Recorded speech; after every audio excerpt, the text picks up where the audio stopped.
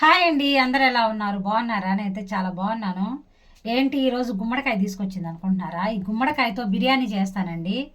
గుమ్మడికాయతో స్వీట్స్ అయినా బాగుంటాయి, బిర్యానీ కూడా బాగుంటుంది. ఇలా ట్రై చేయండి. వీడియోలోకి వెళ్ళిపోదాం. ఈ గుమ్మడికాయని కట్ చేసుకుందాం. చూడండి, చిన్నకాయ బాగా పండిపోయింది కదా, కట్ చేద్దాం. గుమ్మడికాయ ముక్కల్ని కడిగేసి కట్ చేసుకొని పొక్కంతా తీసి పక్కన పెట్టుకున్నాను. స్టవ్ పైన నేను బిర్యానీకి దవర పెట్టుకున్నాను. ఆయిల్ అండి, మనం గుమ్మడి ముక్కలు వేయించుకోవాలి కాబట్టి ఆయిల్ ఎక్కువ వేసుకోవాలి. ఇప్పుడైతే గుమ్మడి ముక్కలు వేయించేసుకుందాం.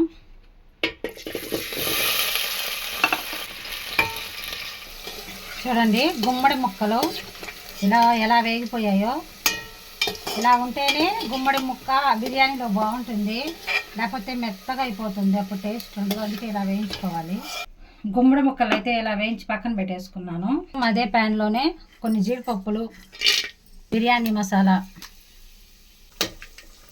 ఉల్లిపాయ, పచ్చిమిరపకాయలు.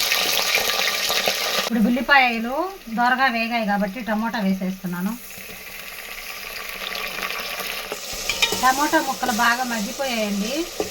ఇప్పుడు ఉప్పు, కారం వేసుకుందాం.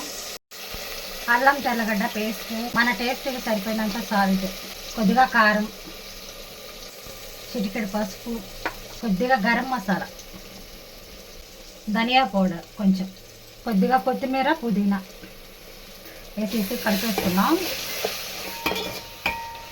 ఒక గ్లాస్ బియ్యం వేస్తున్నానండి. కలిపేసుకున్నాం. ఒక నిమిషం అంతా ఇలా ఉంచేసుకుందాం. పొడి పొడిలు ఆడుతుంది అన్నం ఆరాక ఇలా ఉంచితే. ఒక గ్లాస్ బియ్యం తీసుకున్నానండి. 2 గ్లాసులు వాటర్ వేసుకుంటున్నాను. కలిపేసేసి ఇప్పుడు మూత పెట్టేసి ఒక 5 నిమిషాలు ఉడికించుకుందాం.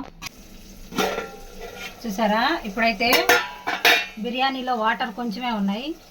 ఇప్పుడు ఈ గుమ్మడి ముక్కలు వేసుకోవాలి. ముందుగా వేసుకుంటే మనకి గుమ్మడికాయ సాఫ్ట్గా ఉంటుంది కాబట్టి విరిగిపోతుంది. అందుకే ఇప్పుడు వేసేస్తున్నాను. కొంచెం అలా కలిపేసుకొని ఇప్పుడైతే కలిపేసుకుందాం కదా. మంట మీడియం ఫ్లేమ్లో పెట్టుకొని మూత పెట్టేద్దాం. మూత తీసి చూస్తాను బిర్యానీ అయిందా లేదా అని.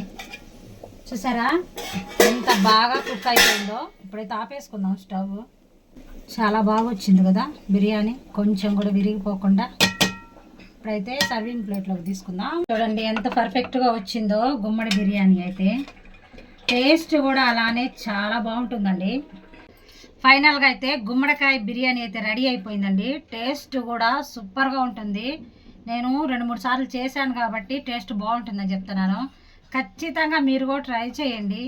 చూడండి, గుమ్మడికాయ నలిగిపోతుందని ఎవరికైనా డౌట్ ఉండొచ్చు, కానీ కొంచెం కూడా నలగలేదు. చూసారా?